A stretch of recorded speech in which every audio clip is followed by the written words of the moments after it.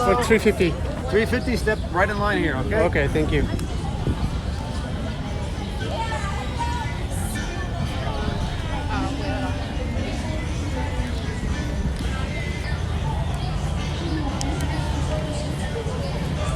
I'm a Shoreline, I'm a Skyline.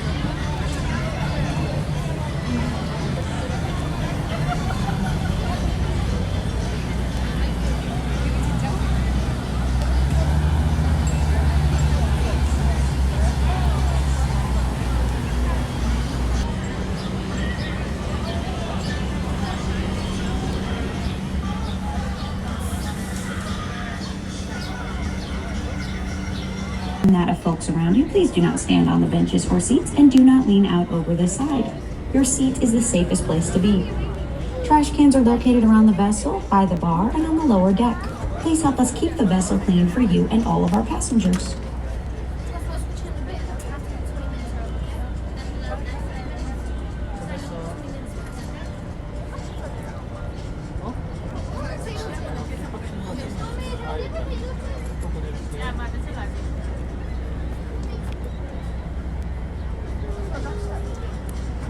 Ladies and gentlemen, welcome aboard your 40-minute Skyline Lake Tour. We will be departing shortly once we have all ticketed passengers aboard.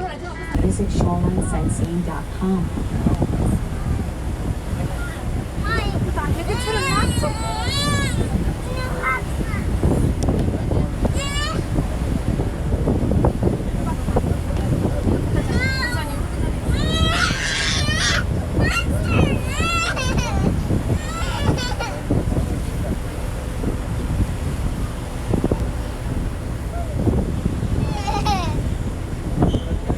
The center of the visible skyline in the northern corner of Grant Park is a stripe completed in 1984 and designed by A. Epstein and Sons.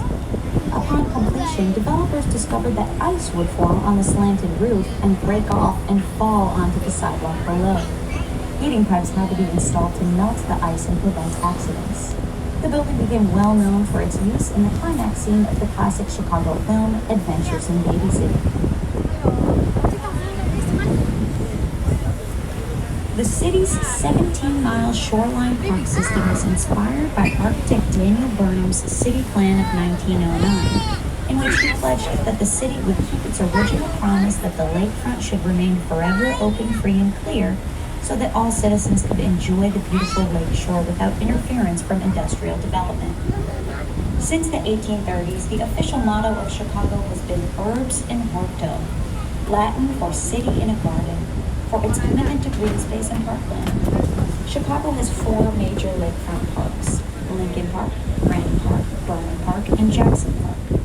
Lincoln Park on the north side is Chicago's largest park, visited by over 20 million people each year. It is home to the Lincoln Park Zoo, one of the last free zoos in the United States.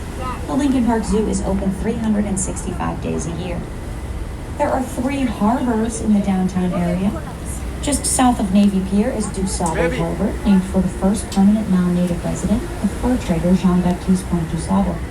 South of DuSable is Monroe Harbor, named for the 5th President of the United States, James Monroe. South of Museum Campus is Burnham Harbor, named after the famed Chicago architect and city planner Daniel Burnham. Part of the visible shoreline is in fact landfill, which has been built out into the relatively shallow lakefront starting after the Great Chicago Fire of 1871. The burned out remains of the downtown were dumped into the lake, creating the base for today's lakefront parks.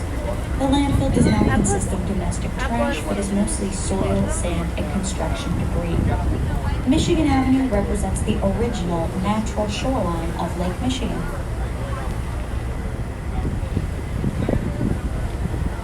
Chicago's museum campus is a 57-acre addition to Grant Park's southeastern end. Museum campus is the site of 3 of the city's most notable museums, all dedicated to the natural sciences: the Adler Planetarium, the Shedd Aquarium, and the Field Museum of Natural History. The Field Museum was established with a generous grant from the family of Chicago retailer Marshall Fields and includes Sue, the largest and most complete Tyrannosaurus rex yet discovered. A narrow isthmus along Solidarity Drive connects Northerly Island to the rest of Museum campus situated on the mainland. The dome-shaped structure out on the tip of Northerly Island is the Adler Planetarium. It houses the Down Observatory, one of the only research-active urban observatories open to the public.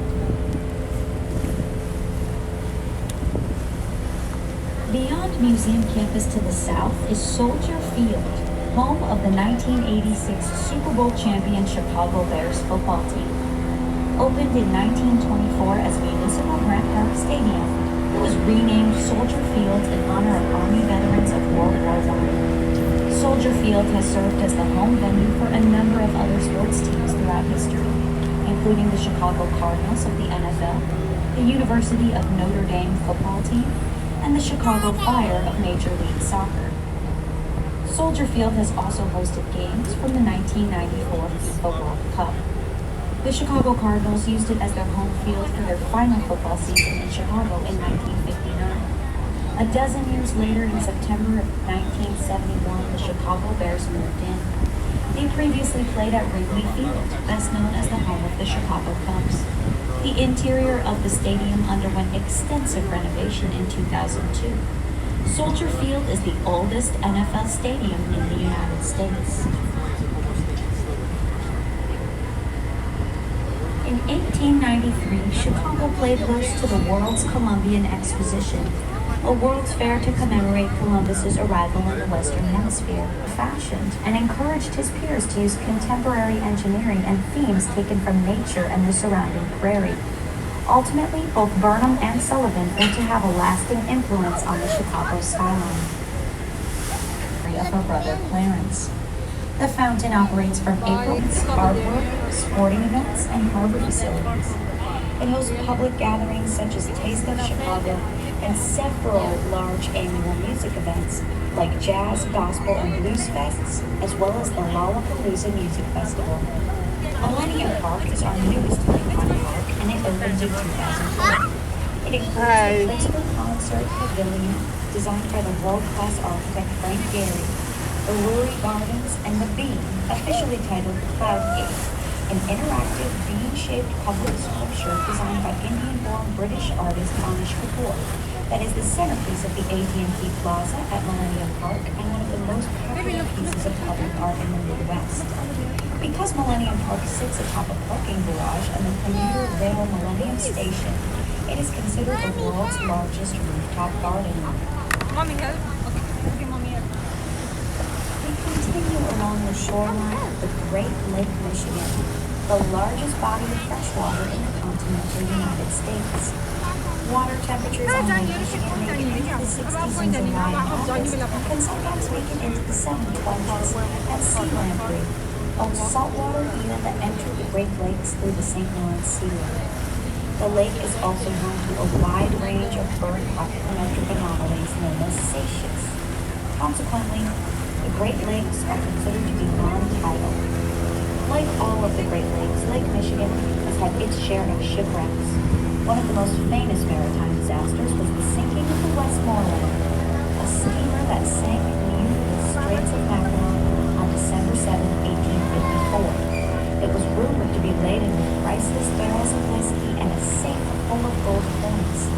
The wreck was discovered by a diver on July 7, 2010, 155 years after the accident, in excellent condition. Sadly, exploration of the wreck so far has yielded no such treasures.